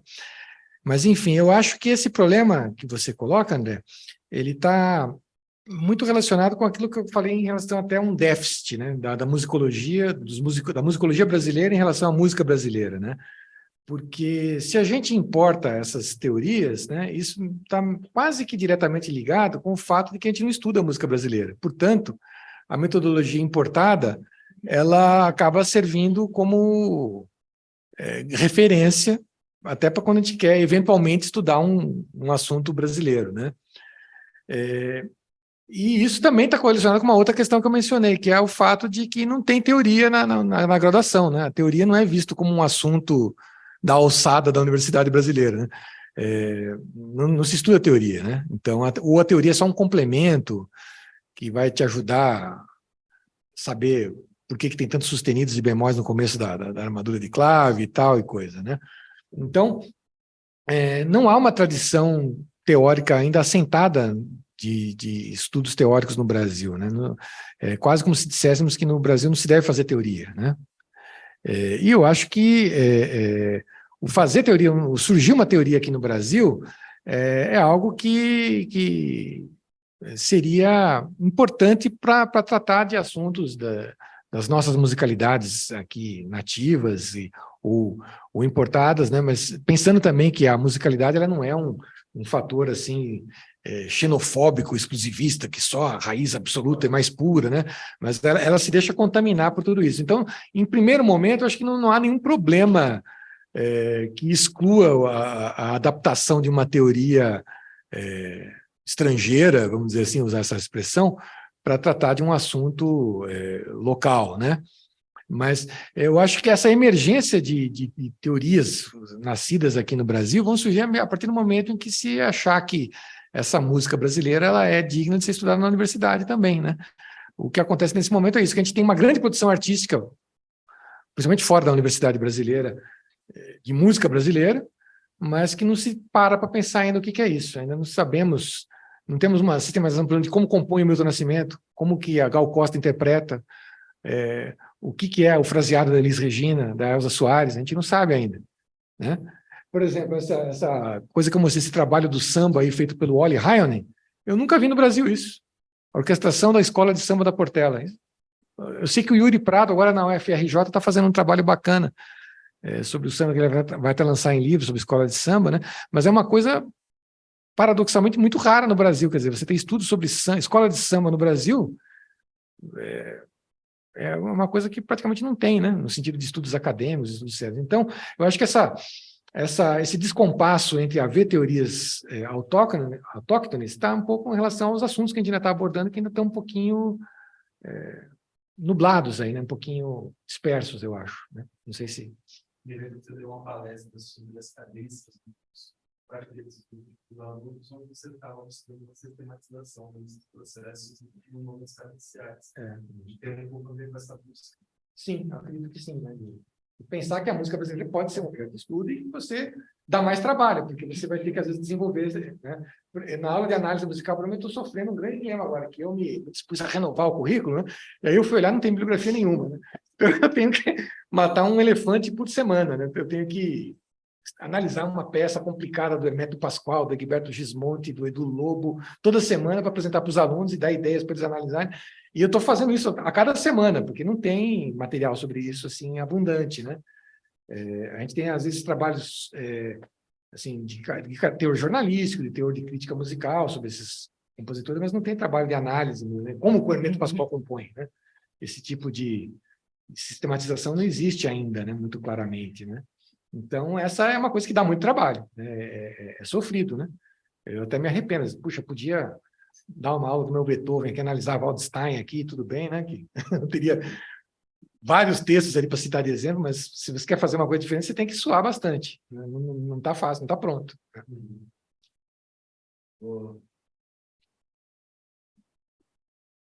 Até anotei aqui, porque tem 2 pontos que eu queria comentar, né? Eu acho que essa questão do nacionalismo que permeia, né? Eu acho todas as discussões de fundo assim que a gente tem sobre o Brasil em geral, a gente sempre com um pano de fundo de um questionamento sobre o nacional, né? E isso eu acho que se atualizando, à medida que foi se atualizando e se percebendo a complexidade também de tudo que está implicado, né, por trás dessa questão nacional, desde os aspectos econômicos a culturais, a gente está transformando isso em discussões, quer dizer, trazendo essas discussões para o campo da decolonialidade, por exemplo, né, e das questões de racismo estrutural eu estou dando esse semestre eu estou trabalhando novamente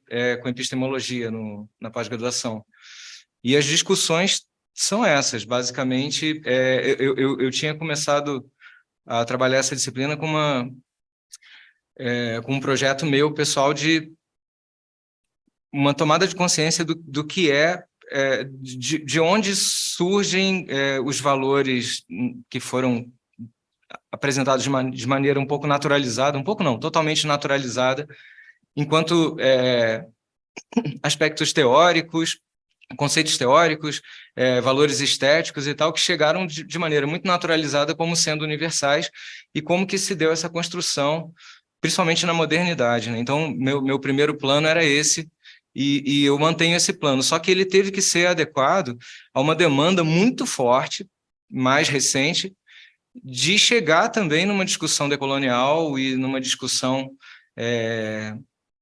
mais com problematizações assim específicas latino-americanas e africanas assim dentro da disciplina. Então, muito do que você falou tem sido trabalhado e debatido em classe. Assim, eu não vou repetir, mas a gente tem chegado a algumas constatações assim que e alguns impasses talvez que não são definitivos, mas são difíceis de transpor, como por exemplo a separação que a gente tem esse aparato teórico tão exuberante da música europeia também decorre do fato de ser uma música que se consolidou a partir da tradição escrita, enquanto que a gente também está falando de uma tradição musical brasileira fortemente amparada na tradição oral, o que torna a discussão, quer dizer, o que traz a discussão teórica para um outro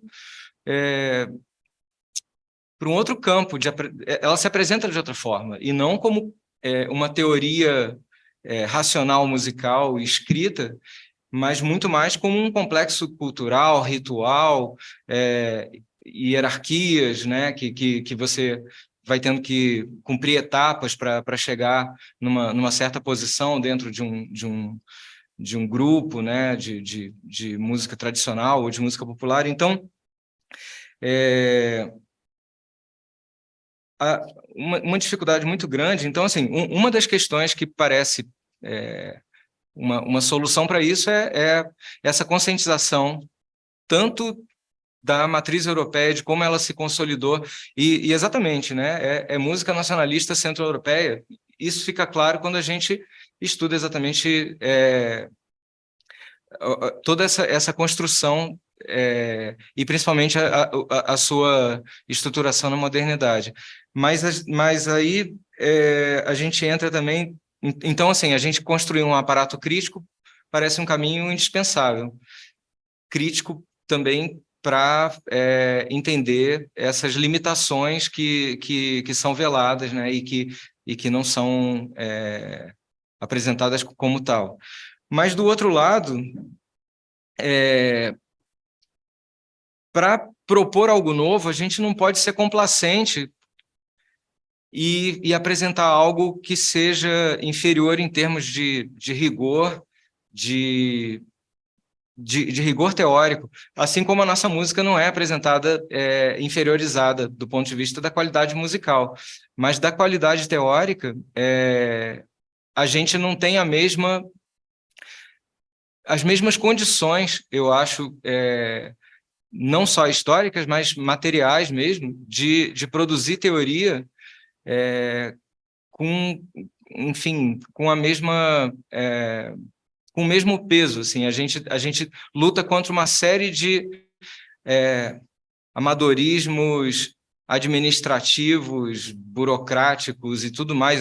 Eu acho que, assim, vocês vão de concordar que a condição do professor pesquisador no Brasil envolve uma série de dispersões, assim, né? A gente fica bastante demandado com coisas que tiram muito o nosso foco. Então, eu estou colocando isso assim, porque, na verdade, é um desafio enorme a gente produzir teoria com alta qualidade a ponto de substituir ou dialogar ou complementar as teorias europeias, que, principalmente as do século XIX para cá, que são ainda continuadas, né, na tradição norte-americana, e a gente, ao mesmo tempo, tem urgência de fazer isso logo, de não ficar sempre se desculpando ou apresentando algo menor e dizendo, não, mas é assim, foi o que deu para fazer. Então, eu te pergunto, Paulo, como é que você vê assim, esse desafio mesmo, né, de confrontar, então, considerando a tradição oral como uma coisa inerente à nossa música, e as condições materiais que a gente tem para produzir teoria também. Obrigado. Guilherme, é um problema mesmo, bem sério, né? Eu começaria, talvez... Bom, primeiro que eu compartilho essas dificuldades, né? Como é difícil você ter um artigo publicado em inglês, né? Porque aí os caras te julgam lá como se você tivesse que ser o Shakespeare, né? Para escrever em inglês, né? Se tiver uma vírgula fora, o artigo é recusado, né? Então, é um parto, né? Você conseguir um artigo aprovado em inglês, você precisa gastar $50 mil para pagar um tradutor, um ghostwriter, que vai arrumar tudo ali para você, senão não aprova e tal. E coisa, né? Então, é um problema isso. Essa internacionalização já é meio brutal sob esse ponto de vista da divulgação nossa no ambiente acadêmico internacional. Agora, pensando na produção interna, bruta, né? no PIB, eu acho que a gente tem que primeiro, talvez, dessacralizar a questão da produção e do pensamento escrito, né? E assumir a nossa tradição oral também, né? Então, de um certo ponto de vista, por exemplo, a desconstrução da nossa formação como músicos, fomos formados na tradição europeia. Eu acredito que todos nós aqui tenhamos boa parte de nossas formações atribuídas a isso. Eu tive uns desvios quando criança, aquela coisa de roda de choro, eu tinha um tio que tocava violão de 7 cordas, que me levava a tocar no circo, aquela coisa toda. Então eu convivi durante a minha infância assim, com dados musicais muito pertinentes à cultura popular. Quando eu aprendi a tocar cavaquinho, eu fui tocar violão, foi uma outra coisa, mas eu já tocava um cavaquinho de um jeito que o cavaquinho acaba sendo o meu instrumento, né? E eu só me dei conta disso ano passado, que eu disse, nossa, eu sou um cavaquinista. Eu percebi. Era uma coisa porque a minha formação acadêmica foi de violão e tal, mas o cavaquinho veio muito antes e pela própria aprendizado oral do cavaquinho, eu nunca me senti cavaquinista, né? Uma coisa curiosa, né? Era um instrumento meio exótico, né? Que eu tocava, né? Dentro do ambiente que eu acabei depois frequentando. Agora, a gente vê, por exemplo, a Academia Brasileira de Letras. O Krenak entrou agora na Academia Brasileira de Letras sendo um escritor de tradição oral, né? Quer dizer, ele grava palestras, entrevistas dele, e aquilo vira um livro, né? Quer dizer, essa incorporação do pensamento tradicional, oral brasileiro, ela precisa ser trazida também para o âmbito da cultura musical. Por exemplo, esse Olli Heinonen que eu falei, que foi estudar com Oscar Bigode. Oi? Até Heidegger, né? Mas você pensa, o Wally Heine, que foi estudar o Oscar Bigode da Portela. O Oscar Bigode, ele seria um teórico do samba, né? Que talvez não tenha escrito um livro sobre isso. Mas essa experiência a gente está perdendo, né?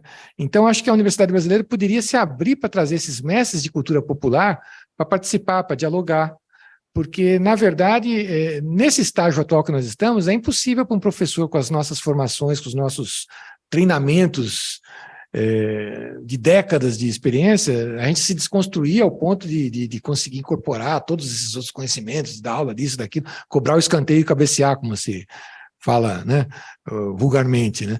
Porque é uma carga de conhecimentos impossível de se dar conta disso tudo, né? A gente tem que entender que somos seres humanos apenas, né? Mas a gente tem que ter essa abertura. Eu acho que é importante que os cursos se abram, que a gente não tenha estigmatize a cultura oral como vai vir uma pessoa aqui do candomblé falar sobre o canto de Xangô, sobre o culto de Xangô. Isso tem que acontecer, que venha um mestre de escola de samba, que venha um mestre de capoeira, né? Então um tocador de pífanos, né?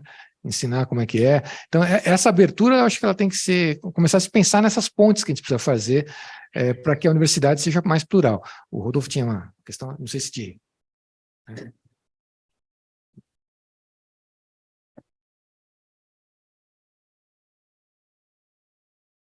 Paulo, você sabe que eu gosto de ser provocador, né? Então, eu vou te perguntar, se você montou agora um curso de samba dentro da USP, assim como lá na Finlândia montaram um curso de um grupo de samba, e você agora quer aprender samba. Aonde você vai? Você vai na USP ou você vai na Portela? Onde tem uma escola de samba? Com os mestres, com a sua tradição, com a sua coisa. Não há também uma colonização do nosso pensamento de achar que o conhecimento está na universidade? Por que o conhecimento não está no Morro do Rio de Janeiro? Né? Então, enfim, eu estou te provocando, tá?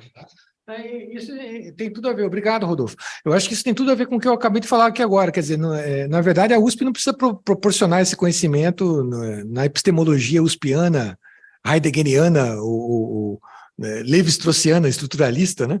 De transformar isso em estatística, mas a USP pode se abrir para fazer esse conhecimento circular dentro da USP também, né? Eu acho que essa é uma questão. A USP pode ir até a Portela, a USP pode ir até a Vai-Vai. A USP pode olhar para o samba em São Paulo, por exemplo, que está no seu quintal ali, né? E averiguar a tradição dos bairros do Jabaquara, do Bexiga, do Brás, da Barra Funda, né? Tô falando aqui bem paulista mesmo, né? Essa coisa bem de paulista aqui, né? Com sotaque de paulista, porque agora eu fui longe, né? Nos negócios de paulista, né, meu? Mas eu acho que tem isso tudo no quintal da USP acontecendo. Por exemplo, agora uma obra do metrô Laranja lá foi interrompida porque no terreno que foi desapropriado da Vai-Vai, da Escola de Samba Vai-Vai, encontraram um sambaqui ali, né? Com resquícios arqueológicos de um quilombo que tinha lá. E esse quilombo, que é o quilombo da Saracura, que dá origem da Vai-Vai, né? E cadê a USP aí, no departamento de música para ir lá? Quem foi lá foi o departamento de antropologia, né? Então, essa falta de diálogo do departamento com a cultura popular que está em volta é que é o problema. Eu acho que a gente teria que convidar essas pessoas, promover uma ponte entre a universidade e a cultura popular. Fazer com que os mestres de conhecimento prático, de conhecimento oral, trafeguem naturalmente pela USP, venham lá dar uma palestra, venham dar uma oficina, venham dar um workshop, isso seria muito bacana. Não é uma necessidade também só de produzir papers sobre samba, isso não vai mudar nada, não vai acrescentar grande coisa, né? Mas é de ter uma cultura de samba visível dentro da USP, uma cultura de choro, uma cultura de capoeira, uma cultura de baião, enfim, dessas manifestações todas muito ricas que o Brasil tem e estão invisíveis na USP. E talvez até essa convivência vá fazer emergir no futuro uma outra linha epistemológica que a gente nem vislumbre agora, porque a gente simplesmente não está fazendo isso, né? Então, a gente nem tem condições ainda de saber onde isso vai dar, mas eu tenho certeza que se isso acontecesse, seria muito produtivo, seria muito diferente, a gente teria uma uma universidade com uma outra inserção social, uma outra visibilidade, inclusive, até essa questão de anti-intelectualismo que tem da universidade em relação a boa parte da sociedade atualmente, isso tenderia a se diminuir bastante se muitos cursos de humanidades, como o de música, que tem esse potencial todo de fazer essa ponte, passassem a fazer isso, né? Atualmente, você dizer que está na USP, a pessoa te olha como se fosse um emissário do mal, um cara que mama nas tetas do governo e não faz nada. Parece a USP é um grande telhado de vidro por conta dessa separação de vidro que ela coloca entre ela e a sociedade, né? Não, a pergunta do Rodolfo, assim, eu acho que tem um diferencial também, que se traduz economicamente e também na questão da titulação. Até, inclusive, se a pessoa faz uma graduação, né, na universidade, inclusive ela vai ter um regime prisional diferente do cara que estudou na escola de samba, né? Eu acho que tem várias diferenças, mas tem essa diferença econômica que acabou. Bom, mas pelo menos mas foi vigil durante. Tem que tomar mais cuidado então, hein? Todo mundo aí se cuida. Mas assim, mas a justificativa econômica permanece, né? Assim, eu acho que tem muita um graduado numa universidade, ele tem um campo de atuação reconhecido, né? Pode ser professor de rede básica, pode vir até a ser um professor de nível superior, e o que se abre como possibilidade, considerando o tanto de gente que sabe tocar samba, eu acho que é mais restrito em termos de mercado, né? O cara vai trabalhar como pedreiro ou trabalhar no comércio e tal, muitas vezes sendo um excelente músico, né? Então, eu acho que, como eu estava comentando, o aspecto econômico ele está cada vez... eu acho a relação das contingências econômicas e culturais estão cada vez mais evidentes, assim, eu acho mais... só que junto com isso vem uma série de outras informações, enfim, distorcidas, né, que também bombardeiam, então a gente fica com um desafio grande também de conseguir uma objetividade assim, de análise dos fatos, porque é muita informação e a informação fidedigna tem que ser separada, mas eu queria só, enfim, acrescentar isso.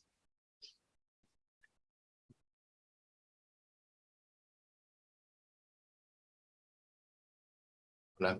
Entonces, primero me quiero disculpar porque voy a hablar en español. Ya he venido un par de veces y entiendo bien, pero me da vergüenza hablar en portugués todavía. Entonces voy a hablar en español.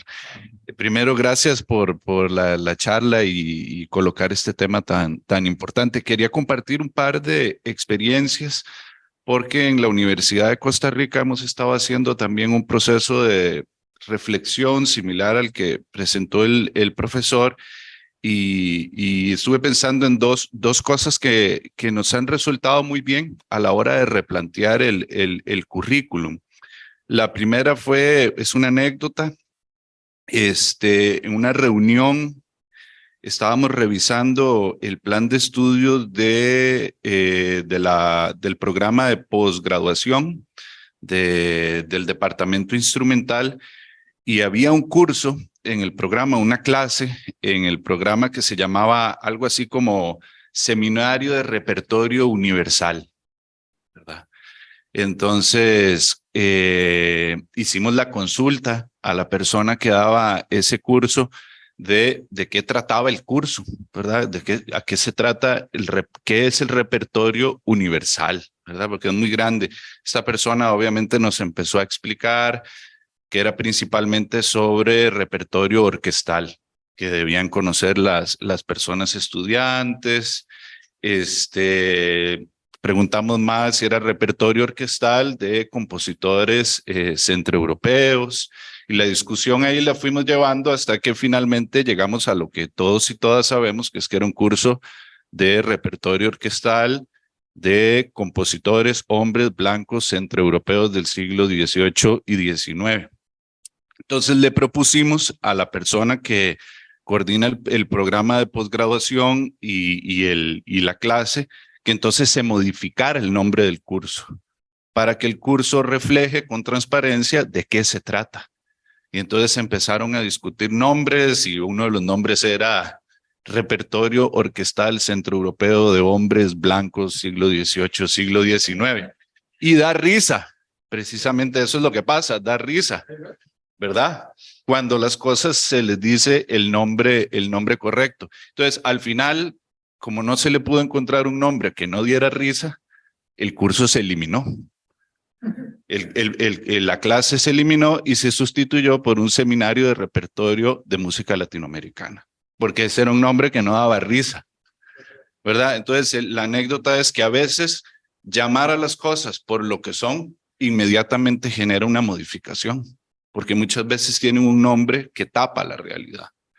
Esa fue la primera experiencia. Y la segunda es que nosotros hemos ido descubriendo, como lo dijo el profesor, que muchas de estas conversaciones están un poco más avanzadas en las escuelas de ciencias sociales, antropología, historia, etcétera. Entonces, algo que hemos encontrado muy útil o retributivo para las personas estudiantes de música es abrir clases a donde las personas estudiantes de música tengan que compartir con personas estudiantes de historia y de ciencias sociales en general, porque generalmente las personas estudiantes de música estamos muy encerradas dentro como de nuestro propio mundo, en los cubículos, estudiando, y entonces hemos abierto cursos que pueden llevar personas de otras carreras, y traer estudiantes de otras carreras ha hecho que también la conversación dentro de la escuela de música avance más rápido.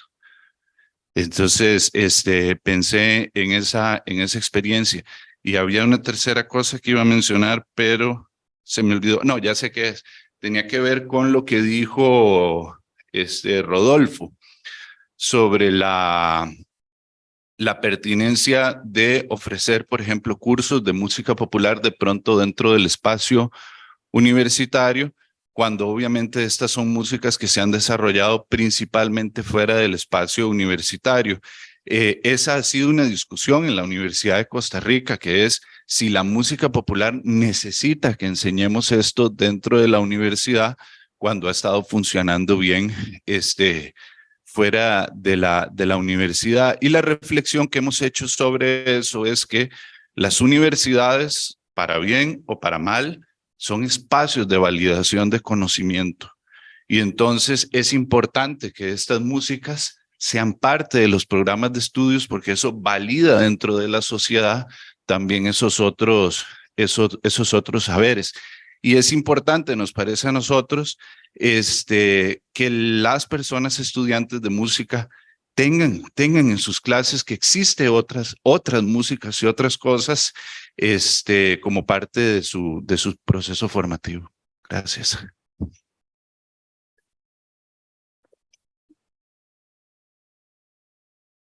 Excelente, concordo e agradeço as visões que você trouxe, né? Muito importantes. Eu acho que o tempo já deve ter esgotado, né? O meu estômago me diz que sim. Bom, então damos por encerrada aqui a conferência. Muito obrigado, Paulo.